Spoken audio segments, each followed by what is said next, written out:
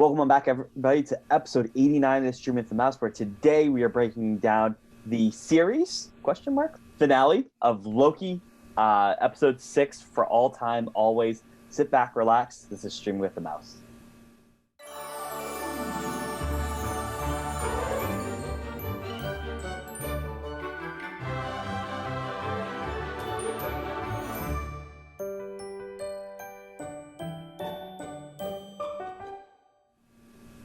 Welcome on back, everybody, to Streaming with the Mouse. Today we have an awesome episode. We're breaking down episode 6, the series finale, quote unquote, maybe. We'll talk about it, of Loki. Joining me, as always, is Cliff. And I'm Cam. I forgot to mention this 2 weeks in a row now. I'm Cam, everybody, if you don't know this by now. But joining me, as always, is my co-pilot, my co-host, my other variant, Cliff. Cliff, say hello to the nice people. I mean, technically, and I'll just put it out there right now, this is a spoiler alert podcast, so series ? No, it is not. Season finale of Loki. And we've talked about it several times on the show. Really exciting. They've kind of confirmed season 2 of Loki without confirming it all the way back in June, which is really cool. They have a lot of trust in this show for good reason. And it's just going to be great to see. And now it actually begs the question of, technically, what was Tom Hiddleston doing on set as Loki for his birthday? I think it's too soon to push a season 2, like a good show on Netflix's Shadow and Bone, and after it finished, they waited till the Netflix summer thing and then said, oh, season 2 is all written, now we just need to get it ready. So we will not be getting a season 2 until at least next June, but it's still very exciting. Yeah, when we'll talk. We'll get to news in a second. Let's just talk about the end credit scene in Loki episode 6. There's only one end credit scene. There's Loki's name on a TVA document. A stamp goes down. Loki will return in season 2. Just incredible news to have. This is a show I know I loved. Cliff, I don't want to declare your love for it, but I'm assuming you loved it as well. Fair? I did love it. To have a season 2 of this is incredible. I cannot wait to see where they go, especially with it looking like Loki will return in Doctor Strange and the Multiverse of Madness.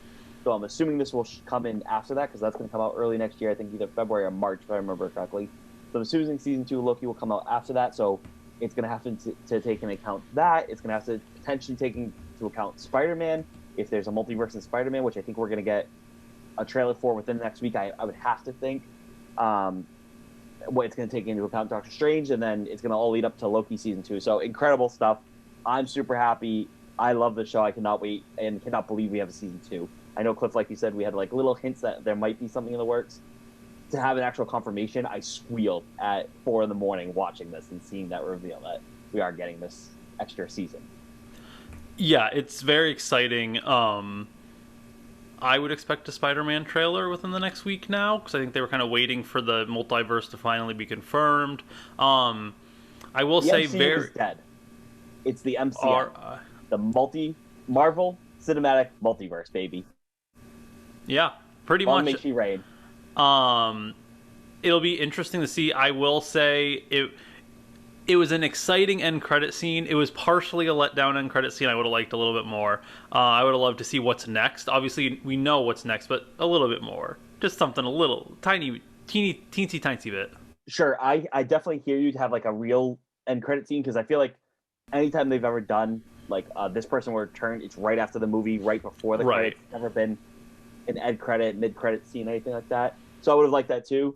But I mean, I was so blown away by this last episode that I was just overstimulated already. I don't think I could have handled anything else. If like all of a sudden we saw Spider-Man or saw Doctor Strange, I don't think I could have physically handled that. But we'll talk about Loki in a little bit. Let's get to the news. The big news, obviously, is Emmy nominations have come out. Cliff, you have them. Disney Plus is cleaning up on nominations, especially 2 shows in particular. But if you want to share that. Yes, so people need to realize that they hype up all the Emmys, but then there's also the primetime Emmys. So there's 2 distinct categories. All Emmys are an Emmy. Sadly, some have weight more than others. I'm going to go through that in a second, but we're going to go through general Emmys, so everything. Disney Plus raked in 71 nominations. This is only in its third year of production, with its actual first true year of actual content. So a really big year, raking in the most out of all of them is The Mandalorian, with 24 Emmy nominations, including Outstanding Drama Series, as well as Pedro Pascal getting a nod for Best Actor, which is a huge thing because they kind of have a thing about actors showing their face on screen to count. It counted. Well, he did show his face. He did. There's X amount of screen time. Yeah. Other than that, coming in just enough in second, WandaVision with 23 Emmys, including Outstanding Limited or Anthology Series, as well as Elizabeth Olsen and Paul Bettany getting Best Actor, Actress nods.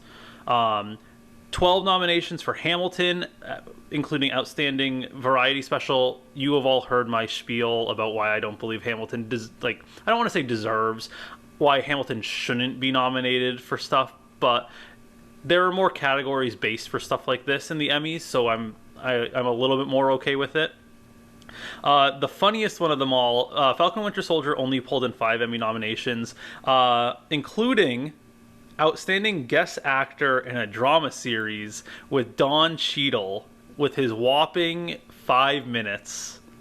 That was probably the funniest thing I've ever seen. I think it was funny for him, too. I mean, he had just an unbelievable tweet about us. I'm pulling this up right now. Oh, he was like, I don't get it either, but thanks anyway. Yeah, his tweet, I just had it. But he basically was like, thank you to, like, everybody who's congratulated me, like, hello haters and stuff like that. He was like, I don't get it either, but, like, what are you going to do? I'm going to take this kind of a thing. Yeah, I personally, I think they really messed up. I thought it was a good thing. Like, they're taking guest actor very seriously. The only two that I really would have switched up, I would have had Carl Lumbly instead of Don Cheadle, who I like Don Cheadle. I just wish he was in the show more, even if it was just a whole one episode. Yeah.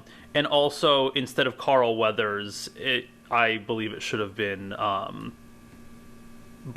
Space Boston. Mayfeld. God. Bill Burr. Bill Burr. I think Bill Burr, because he acted so well in that episode. I am completely fine with that. I am not going to cause a gripe. I thought it was more funny than anything. Is there an Emmys building? Like, who votes on these Emmys? What I'm asking, can I storm the building if Elizabeth Olsen doesn't win? That's what I really want to know. I need to look at who she's up against, but that's gonna be a close one. That's gonna be a really good one. Other than that, I know you do.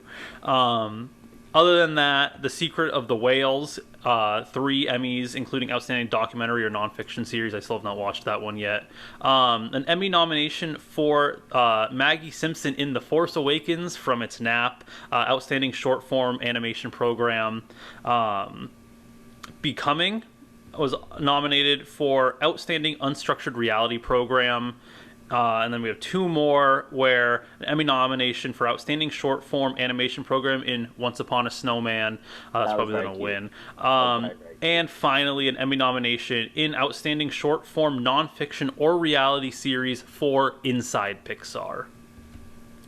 So I still haven't watched that. I feel really bad that I haven't watched that. Now that's Emmy nominated, I need to watch that. Now you have to. Same thing with Secret Life of Whales. I forget I wanted to watch that, but I didn't. So then, for people to know, so obviously a ton of Emmys thrown around there. The other thing is then there's the primetime Emmys, which are like the ones that will be shown on screen. Others are announced before, and this will be September 19th. We still have a few months to go. If people are curious, Ted Lasso has the most. Have you watched it? No, I don't. It's supposedly incredible. It is supposedly incredible. Ted Lasso had the most for prime time with 13. So see how it goes from 24 to 13. And if people are curious, the most ever is Game of Thrones had 36 in a year. In the season finale, right? No, in a couple seasons before. That was a joke. What final season? And so people want to know. I know Cam wants to know. for Outstanding Lead Actress in a Limited or Anthology Series or Movie, Michaela Cole in I May Destroy You, Cynthia Erivo as Aretha Franklin in Genius Aretha, Elizabeth Olsen as Wanda Maximoff, Anya Taylor-Joy in The Queen's Gambit. That's going to be if I'm going to put money on it, she's going to win. And then finally, Kate Winslet in Mayor of Easttown. Maybe we'll have an episode where we do our Emmy predictions. That could be a fun episode. I think that's the battle right there for Lizzie. I would agree. So then when we take down from just every Emmy to prime time. I thought you were about to say once we take down the Emmys. If she loses, that's where I thought you were going, but no, okay. So for just prime time Emmys, Disney Plus had 21 nominations. That's still very big. They barely lose to HBO in nominations with 24, and then Netflix had 27. Netflix cranked out stuff during the pandemic. And then other than that, Hamilton and WandaVision both have 8 primetime nominations. The Mandalorian has 5, and I'm just going to throw it in there because it has someone that we'll talk about today. Lovecraft Country has 6. So please give us, HBO, reconsider and give us a Lovecraft Country Season 2, because that does not deserve to be canceled. All right. Woo! Real quick, one more thing. Loki was not nominated because it was not able to be for this cycle. It missed it by 6 days. It ended May 30th. I love the Emmys, especially now that we have Disney Plus and we have a Disney Plus podcast. The biggest news of the week is that on August 25th, there will be an extra special episode of Disney Gallery Star Wars The Mandalorian, where it's just all about making of the season 2 finale. It's going to be appointment television, especially for us nerds who like the behind the scenes stuff. Like I've always said, that is why I will always buy a Star Wars movie, because they always do such a good job with the documentary of the making of a movie that they put in, especially with the new movie since Disney started owning it. That is going to be must-watch television. I cannot wait to see everything behind the scenes of Luke Skywalker's return into Star Wars, even though he returned. Young Luke Skywalker, Jedi Knight, returning into Star Wars. That's what I'm saying. Yes, good way to put it. All together, that's going to be very exciting. I still don't think I've watched the season 2 overall one though. I have. I definitely have. Yeah. You definitely have. Yeah, I watched it the day it came out. But let's talk about Loki. It's our glorious purpose. Our glorious purpose for today. We're talking about episode 6 of the Loki, the season 1. I'm going to say it again. The season 1. There's multiple seasons. Finale of Loki for all time, always. Let's talk. I know we should get right into the action of it, but let's not. I want to talk about the opening credits, because that Marvel introduction, it wasn't a typical one. It wasn't the little Marvel fanfare. They had voices from... It was both. It was, but they had voices and quotes from the Marvel universe and beyond. I was getting chills in the morning listening to this, and these credits took us away into like the space-time vortex, where we get to the Citadel of Time, not the Citadel of Rix, but the Citadel of Time. We see the representation line of like that beautiful beam of light representing the sacred timeline. What were your thoughts on the opening? Because we had other people besides Marvel people. We had Greta Thunberg was in there. I think Nelson Mandela was in there giving quotes, and it was just, I was getting chills. It was awesome to watch that opening. Yeah, this is the first time I don't know why I had closed captions on when I watched on my iPad in the morning, but I did, and it was like Greta Thunberg, and I'm like, what? I'm just sitting in bed. I'm like laying in bed. I'm like, what? And also, it's funny because like someone, I think it was Jordan Gomes, was like, I'm so excited about Loki because it is now official that the Ohio State University is in the MCU, which really cracked me up because I didn't realize it until my second rewatch. And I'm like, I did the Leo, like I pointed. I'm like, there it is. So it was an interesting opening scene, and then adding in the MCU lines was very nice as well. Yeah, and that cinematography for that opening of basically as if, I'm assuming what Loki and Sylvie are seeing as they're crossing that threshold in that portal after killing off Goliath, and you can hear Sylvie say like, "Open your eyes to Loki," and it's this beautiful, stunning like citadel in the middle of nowhere, and that beautiful line of the sacred timeline. It was visually stunning. This is definitely gonna be up for an Emmy next year for the cinematography of all this. I just feel so bad for this TV show. Like, it's beautiful. It was well done. It honestly blew WandaVision out of the water. It blew Falcon and Winter Soldier out of the water. The issue is they put it in a place where it's the beginning of the new cycle, which usually by this time next year, people like, it's in the back of their minds. It kind of is a good sign that Queen's Gambit did so well Emmy-wise, because that came out last summer, I believe, as well. So now it like, maybe they'll backtrack a little bit. People kind of forget the beautifulness of some of these shows that have June and July releases. Because I just don't want it to get shafted next year because it was just released so late. Or so early. I think what helps is that it's in the Marvel Cinematic Universe, or multiverse, if you want to call it now. That, like, because of things like Doctor Strange and potentially Spider-Man, like, people are going to be like, oh yeah, remember Loki? Loki was sick. Which I don't know why you would ever forget Loki, but Loki was sick, and it was awesome. Let's talk about it. They go into the castle. We get our big first, I would say probably the big first jump scare in MCU history. Was that fair to say? We have Miss Marvel popping up. I jumped out of my chair. I was like, oh my god. Miss Minute. We didn't see Brie Larson. We didn't see Brie Larson pop up. I didn't jump. Oh, I jumped so bad. Everyone I know was like, oh my god, that was horrifying. And I don't know if it was just... I don't know if I was like half asleep and she just pops up and I'm like, oh, hi, Miss Minute. Like, nice to see you. But then I was talking to people and everyone was like, what the expletive, like, was that? Like, I literally screamed. And like, then Twitter was going off about it, and then other people were going, like, it was just like, people were like, oh my god, what the heck did just happened? And I think I just maybe was too asleep, but then I watched a second time and I was expecting it. The memes have been coming hot and fast, and they've been funny about it. But essentially, we learned Miss Minutes is working for this overseer that we've been looking for this whole series of the TVA, of the Sacred Timeline, who the real timekeeper is. And she has an offer from somebody named He Who Remains. I love that, by the way, that they call him that, and we'll talk about that more. And basically, she's a spokesperson, a little for He Who Remains, and gives Loki and Sylvie a choice. Like, hey, listen, like, you got here. Good job. This was a very hard thing to get to the end of time, to the Citadel. He Who Remains wants to give you something for it. He'll rework the Sacred Timeline. It'll take a little bit of work for him, but he'll rework it where basically you two can go back into the Sacred Timeline and not just go live your lives, but live the lives you wanted to have.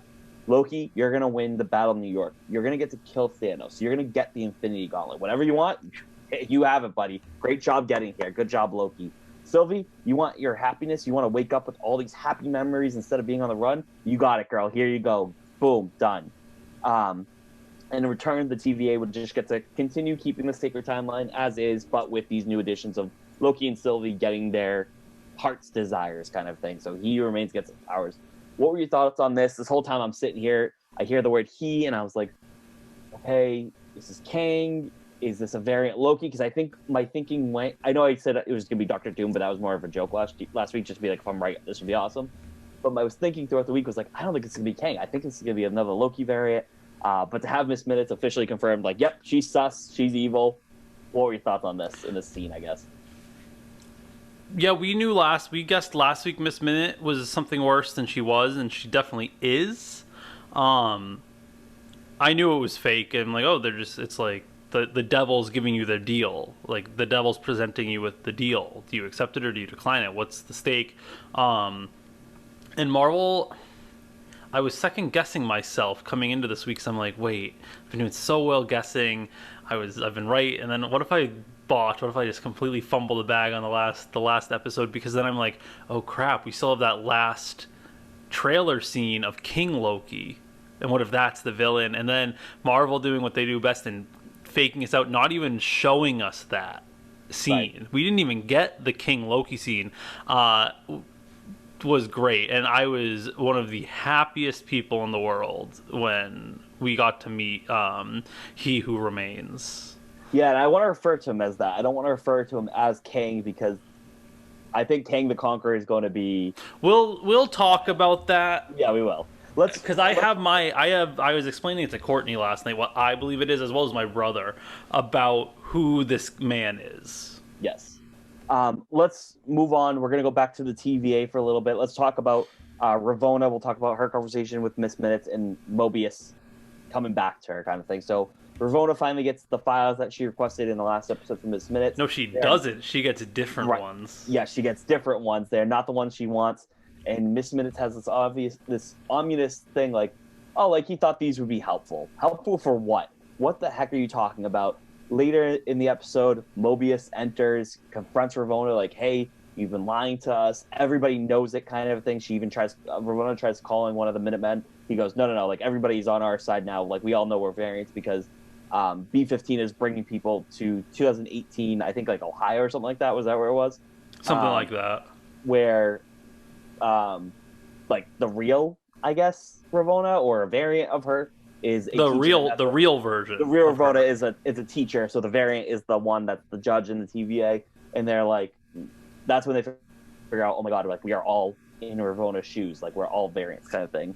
So really, Ravonna loses her edge there. But again, she has this information from Miss Minutes that this ominous he thought would be helpful for her. Mobius goes to like kind of confront her. She ends up knocking him down and escapes through a like a time portal, saying that she's in pursuit of her free will. Now, when I see this, I'm like, okay, they're gonna have to wrap that ending up too. Like, what does that even mean? Like, what the heck? Not knowing that there was gonna be an official season 2. So, what were your thoughts on this scene? What do you think her free will looks like? What are your thoughts on that, Cliff? I was wrong about Ravonna. I thought she knew more. She didn't. Wow. And there was also, she was interviewed and she talked about how everyone's backstabbing everyone. But I truly do think she cared for Mobius, because I think it was real. And if she really wanted to get back at him, she would have poofed him. I was very shocked she was a variant. I was very shocked about that. I don't know if I like it. I don't know if I don't like it, because I feel we've been like teased for Ravonna this whole season, and she never lived up, in air quotes, lived up to who she is. It makes so much more sense now, because now she's in this pursuit of something greater, and I'm going to use this word a lot today. She's in pursuit of her glorious purpose, and I really hope it leads her maybe to a different version of Kang. That's where she gains her powers from. But it was more like I'm like kind of like how they did like Minerva in Captain Marvel. They kind of wasted that character, but now we know that there's more coming. So they had a great ominous setup for this great comic character, and now we get to explore her path diverged even more. What if Ravonna is a Kang variant? That would be a cool twist to it. And like, hey, like here's some information to be like awoken to that fact. Maybe that's why she was so high up. Maybe Kang was like, we'll talk about. I don't think so, because we know who Kang is in general, and we were told today who he is as well, and that would be a cool twist. I would want to see how it ended up becoming an 80s school principal. Yeah, I don't know. That's the only thing. Or maybe she's like a descendant of Kang potentially, or like an ascendant, because Kang would be in the 31st century. I mean, she would be related to Reed Richards as well. If they go that route, and that's a big. I think you have to. You have to tie in a family. That's why like Gamora and Nebula made so much sense. Potentially, but we'll see. But I don't want to focus on them too much, because the star of the show. Is that anything else you have to add for that? No, I want to talk about this star. The star of the show, Jonathan Majors. A fantastic introduction to the MCU from Jonathan Majors. He played the character He Who Remains, which is essentially a variant of Kang the Conqueror. They even call him as such, or he even mentions, like, some people call me the Conqueror. Like, I don't really like that title, all this other stuff. Yeah, he got very offended when he called himself the Conqueror. Yeah, but what's interesting is we learned that this is a version of Kang the Conqueror. It's not the Kang the Conqueror we think of in the comics. Granted, there are multiple versions of that Kang the Conqueror, but it's a variant of Kang the Conqueror, and he shares that much, that he's from the 31st century. He discovered basically interdimensional, multiversal travel, and was able to meet other variants of himself who have also discovered the same thing. And there are some good ones, which is he kind of a puppet devil person? Yes. but he's one of the good variants compared to like some of the other ones. They started the multiversal war. This variant was the one that was able to use Alioth as a weapon to destroy or keep and tame all the other multiverses, to have the one sacred timeline, which was really interesting. But the introduction was fantastic. I want to point out something you said, Cliff. Like, you talked about the devil, like the devil's deal. I thought it was very telling. He was eating an apple, because when you think of like the story of Adam and Eve, the apple, they give him that choice. It was the apple. So that kind of devil all behind this has been he who remained eating an apple. I thought it was interesting.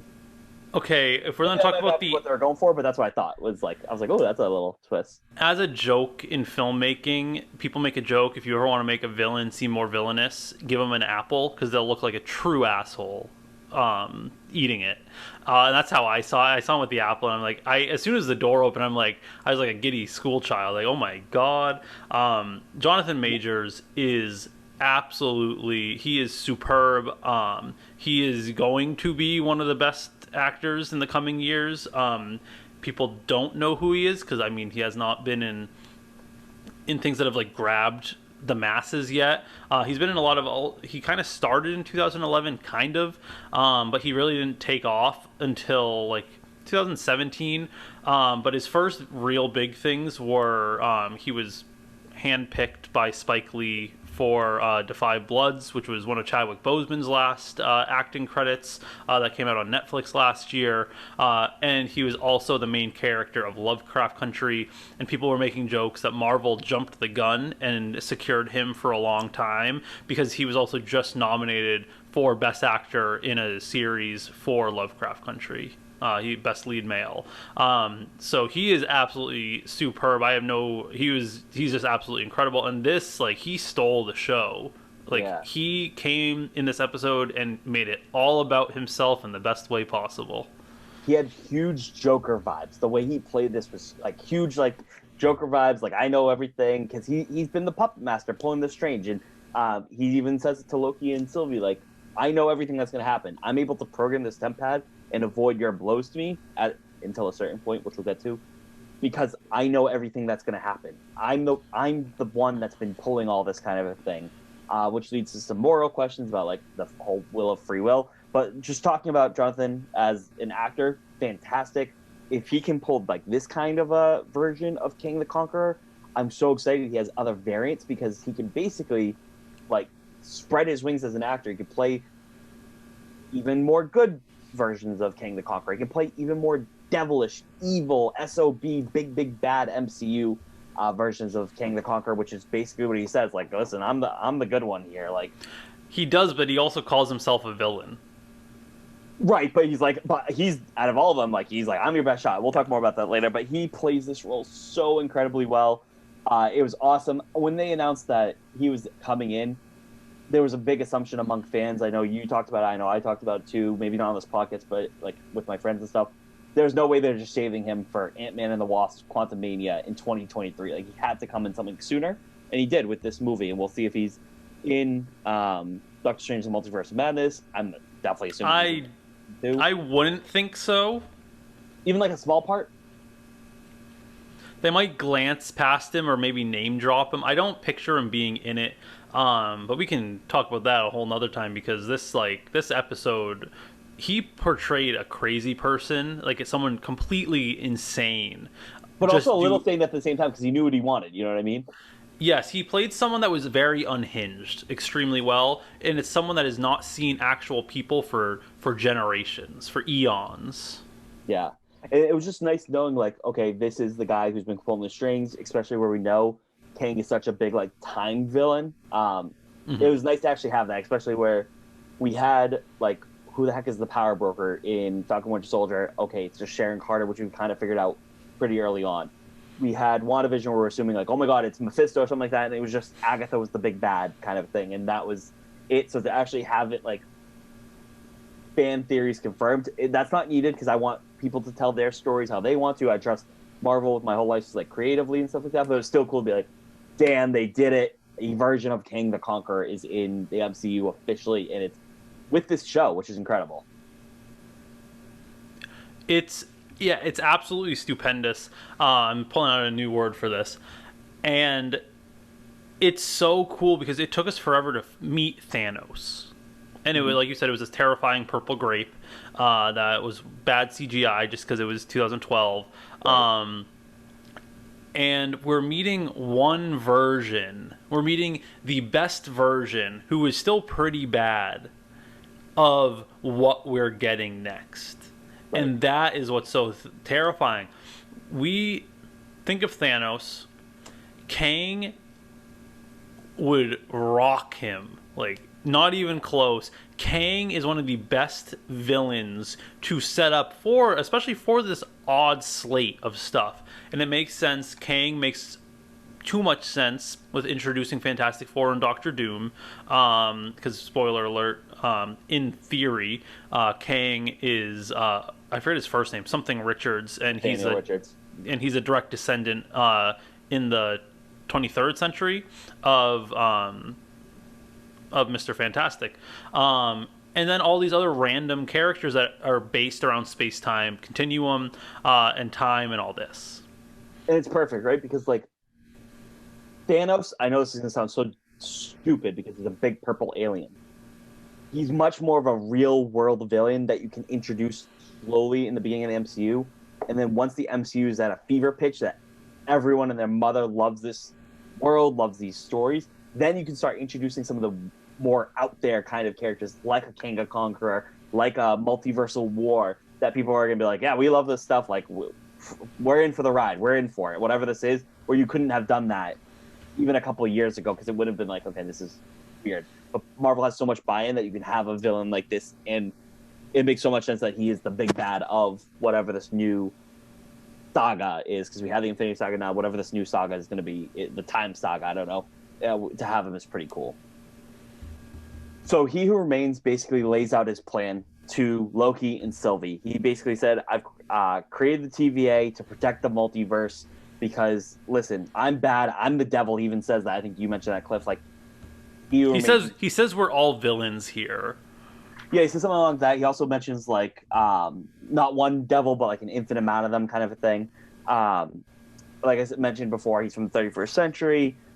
He discovered, like, the interdimensional universal travel, was able to meet others.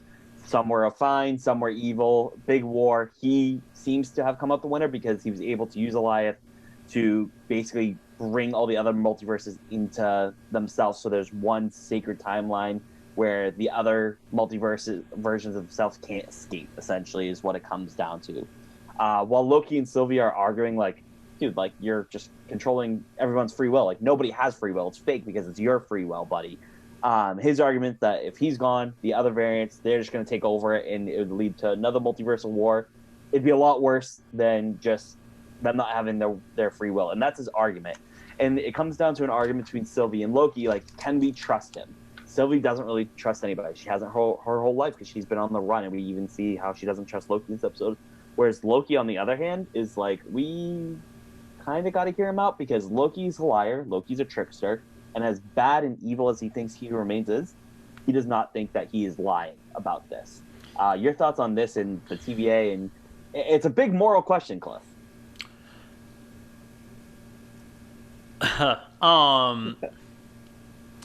So I'm going to go off by saying it reminded me right away, because it was very much like, this is what happened, and then Sylvie's like, or you're a liar, and he, like, very wittedly goes, like, or I'm a liar. Like, very much like, I might be lying to you, which is just incredible. And it made me instantly think, it's gonna be so weird for a lot of people, and it's only because I watched the movies recently.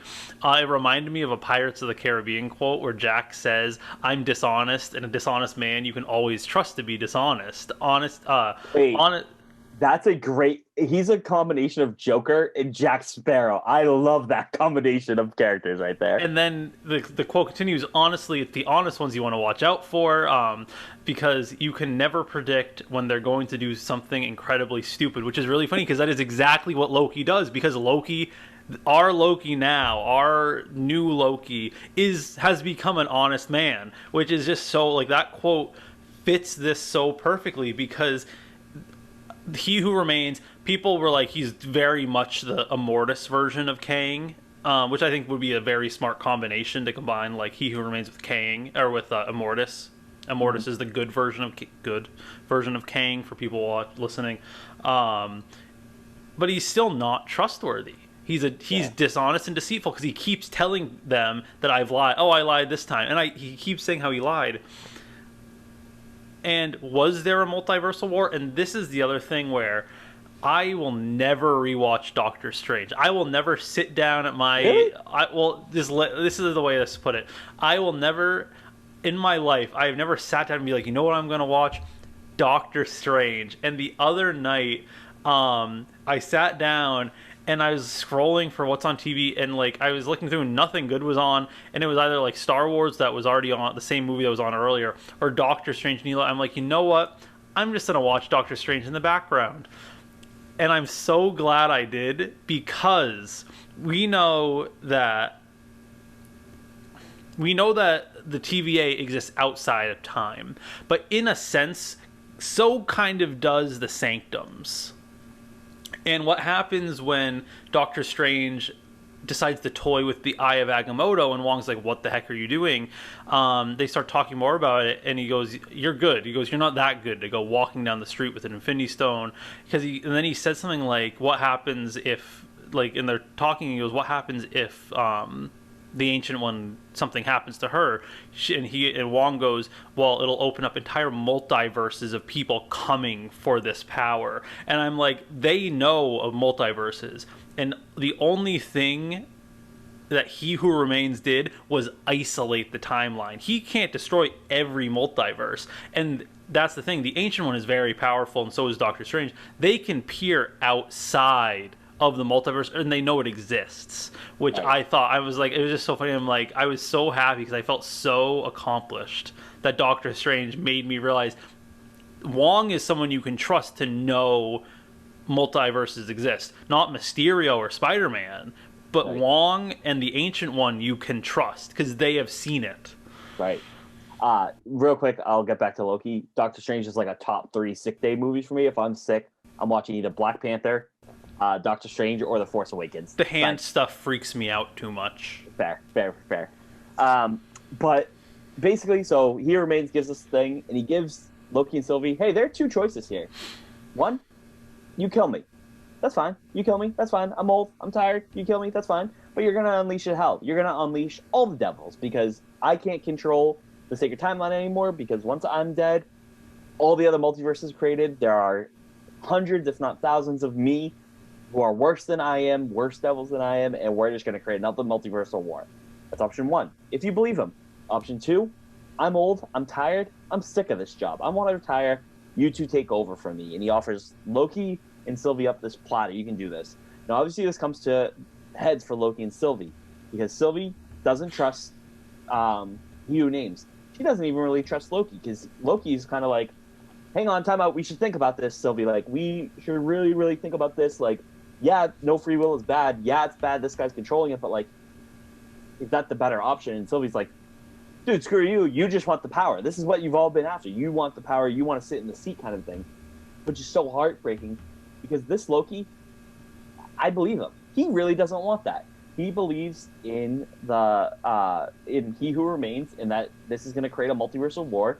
And this Loki said, I think it'd be better for reality, for the universe, if the sacred timeline's kept. And if that means we have to do this instead of this guy, it is what it is. He really doesn't want the throne. The only thing he wants, and it's so heartbreaking, is I want you, Sylvie, to be okay. Absolutely heartbreaking stuff. They have this huge fight over it, because Sylvie's trying to bum rush the He Who Remains, trying to get to him, attack him. Loki's like, no. And they fight, but it's really a one-sided fight where Sylvie's kind of fighting Loki, and Loki's just protecting himself, essentially.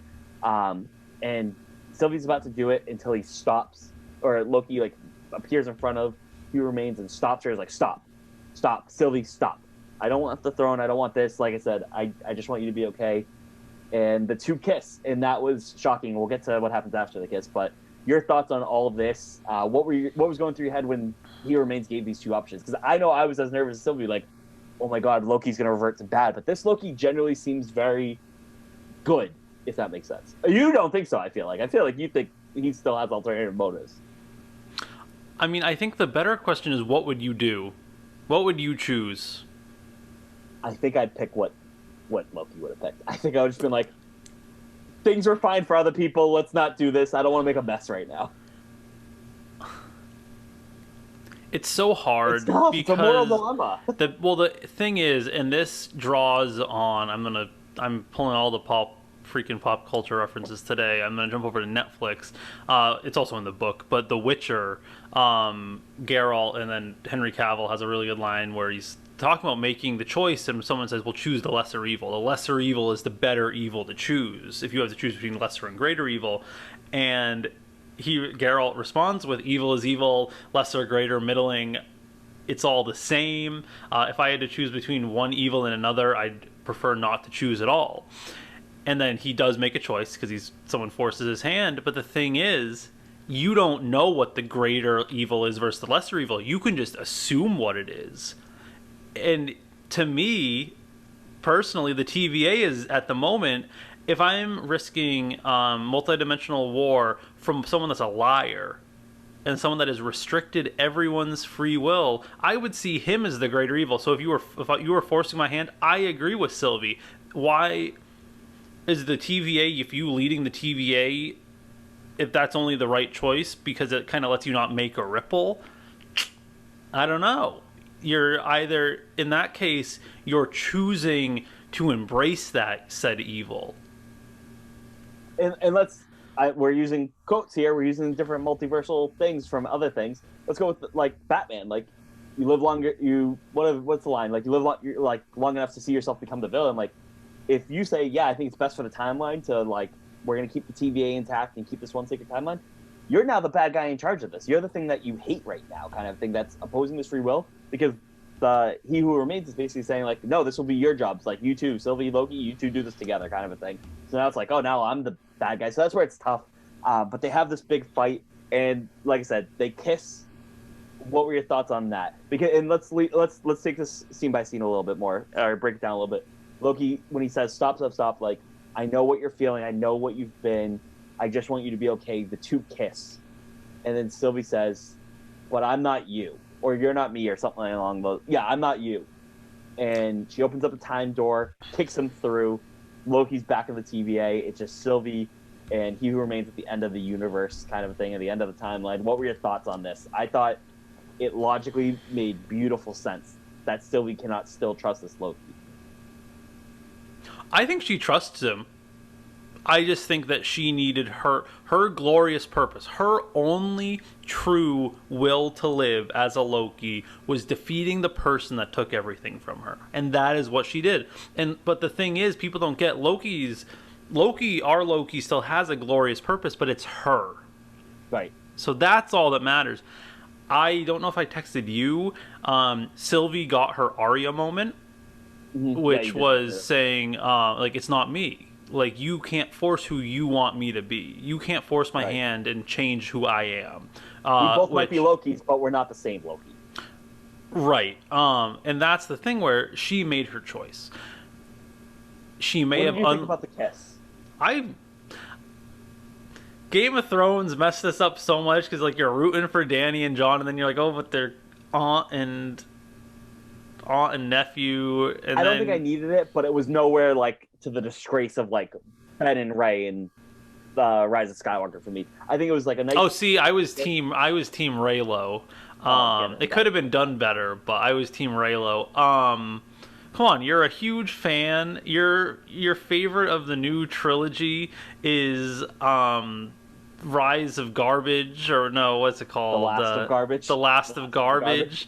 The Last of the Garbage, where it shows so much the bond and connection between Rey and Kylo, and then they end up together. Well, then they don't. Then they don't end up together. I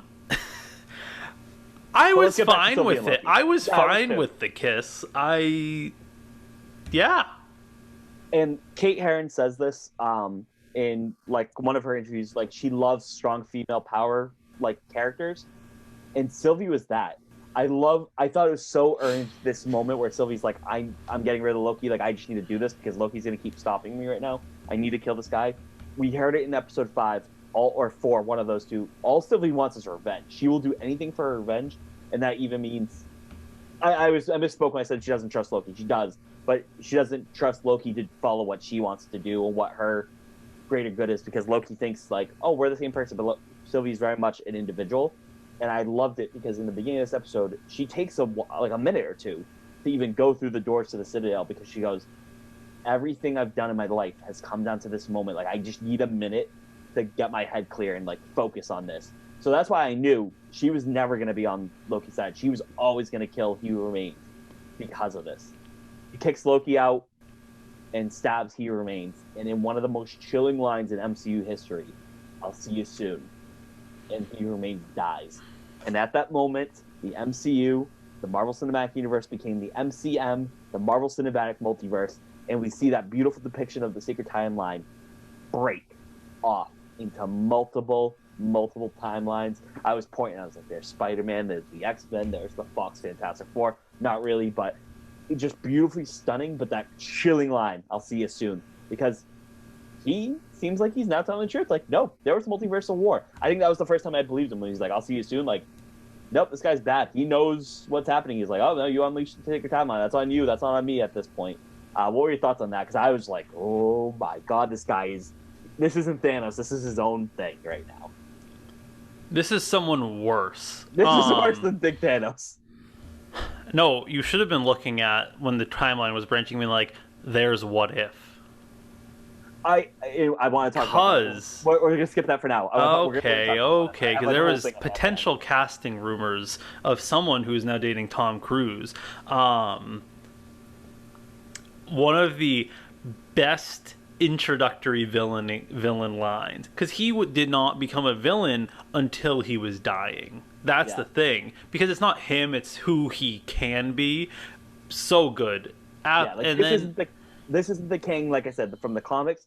This is a version of King, and if this guy's bad, you have to imagine there's way worse out there, and that's what this whole Phase 4 is going to be going to. This was the real kickoff of like, here you go, Marvel fans. Here's all your goodness. Take it. We're going to run with this football and take it to the end zone right now. And that's what this is. This is the kickoff for Phase 4. Just to say it, this is what we know is setting up everything. I just couldn't get over like how defeated Sylvie looked after that. That's like, what I want to talk about as like well. She kind of threw away everything. That's what it seemed like. She sent Loki through a temp pad to some place. And we'll talk. I want to get your opinion on that. Yep. And then she's just kind of sits there, and you'd think like she accomplished what she wanted. She accomplished what she needed to do, and then all she can do is just fall on the floor and hang her head down. And what's next? And like I said, that's her glorious purpose, and it just didn't fulfill her the way she probably expected it to. All these years on the run, going to these different apocalyptic events, she finally gets to kill the man responsible for all it. And she sees that timeline branching, and maybe she's coming to the realization like, oh my God, what I do? But also maybe like, was that worth it? Was that what it wasn't as fulfilling to her, which is incredible. And that's the last we see of He Who Remains for net. Well, that's the last we see of that guy. We'll see a different version. And Sylvie. And last we see of Sylvie. And last time we see Sylvie in this season right now, we jump to the TVA. Loki's there. Loki's crying. This is why I'm like, oh my God, this Loki's good. He loves this Sylvie. And like, he really wanted to do good by her and just couldn't. He goes around, he finds Mobius and is it B-15 or B-20? B-15. B-20's dead. Yes. B-15, and they have no idea who the hell he is. He's like, what are you talking about? Like, all this stuff. He has no idea who he is. He looks over to this giant statue of what was like the creepy reptile timekeepers, and it's now a giant statue of He Who Remains. And that's where this... Of someone. Well, yes. A person who looks perfectly exactly like He Who Remains, looks exactly like Jonathan Majors. Like, it was incredible. Just incredible stuff. And that's where the show closes until the end credits scene kind of thing, which we talked about earlier in the show.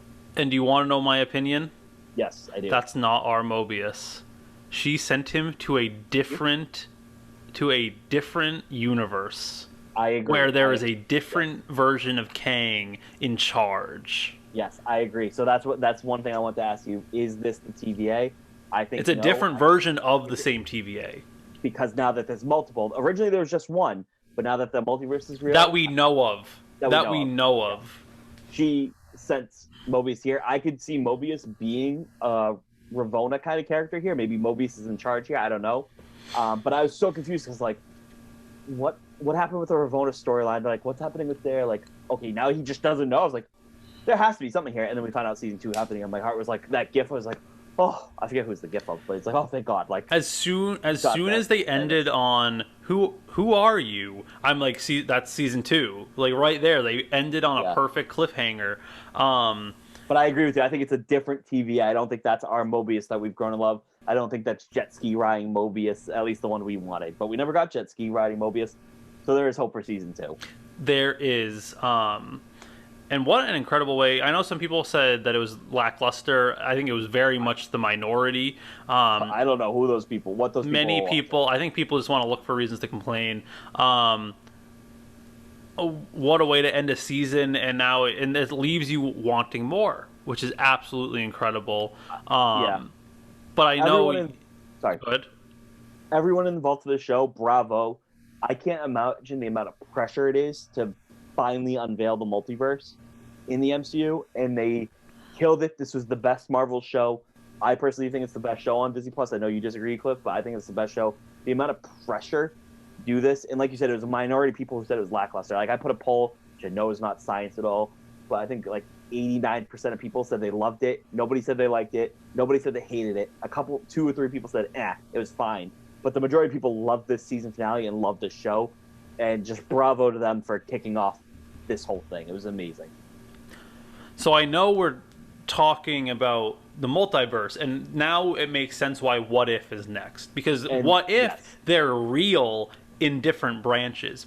Yes. However, I don't know if you saw it, there was a rumor that Haley Atwell will be reprising her role as Captain Carter in Doctor Strange in the Multiverse of Madness. I think it'll just be quick, but it'll still be awesome. I think that's such a cool idea. I no longer originally What If was not like a comic book of like other multiverses. It was just like, oh, what if this happened? That's what I thought the show was gonna be. This is 100% happening in different multiverses. That's my thought. What are your thoughts there? Well, absolutely. That what if is what if this happened instead. But that's the thing. In the scientific theory of a multiverse, every possible thing that can happen because there's infinite possibilities of things happening. Yeah, I think the what if is very misleading because these things are really happening in the Marvel Cinematic Universe now. That's why they got the actors to come in and voice that these are all really happening. It's just in different multiverses. So now I'm even more excited. I thought I was excited about What If. I'm even more excited knowing, or thinking at least, I could be wrong, but I don't think I am. These are actually happening. These are the branches we're seeing of T'Challa becoming Star-Lord, of Captain Carter, of whatever you want, Doctor Strange, Spider-Man person. Like, it's incredible. But the superior Spider-Man is the Sorcerer Supreme. Yes. I will say, ending this up, He Who Remains got very lazy because the fact that he had to write in a rat letting Ant-Man out of the quantum realm to discover time travel, so lazy. What a lazy plot line. No, I was blown away by this show. I didn't know what to expect, and it blew me away. And that's much more, like, I loved WandaVision. Falcon and Winter Soldier was very good. But this one, I didn't know what to expect, but it just, like, home run after home run, and then just tying it up in this beautiful bow and saying, here you go, you're going to get more as well. Yeah. Is that your final thoughts? Any other That's my final thoughts. I already said that this is incredible. We will see you soon talking about Loki. We'll leave it at that. We'll see you soon. We're not done talking about Loki. I know the season finale just happened. We always say we're never done talking about Star Wars. We always say we're done talking about Star Wars also, and then it always pops its way back in. We will see you hopefully very soon talking about Loki again. But Cliff, before we talk about Loki ever again on this show, where can people find you? Well, yeah, of course we have to talk about season 2. You can find me at CP Robinson81 on everything. And you can find me at CamRamos95. You can find the podcast on Twitter at Stream the Mouse. You can find us on Instagram and Facebook at Streaming with the Mouse. You can find us on Apple Podcasts, Google Podcasts, iHeartRadio, Spotify, and YouTube. Just type in Streaming with the Mouse. Please be sure to leave a thumbs up, rate, review, 5 stars, all the above. That really helps us get seen, especially with some things we got in the work. We really appreciate it because we want to make sure people are hearing this. Because we've got some fun stuff coming up, including more Bad Batch recaps. We're going to be talking What If in less than a month at this point. We'll talk about Monsters at Work, I'm assuming, at one point. We still have Black Widow. We have High School Musical, the musical, the series. We got so much to talk about, so stick around with us. But from Cliff and Paul Robinson, my name is Cam Ramos. I got it right! You did it! Go. You did it! Right. I got it, did it. 5 stars, all pats to me. But thanks so much for listening. We'll see you soon. Have a great day, everyone. Have a magical day. Bye, guys.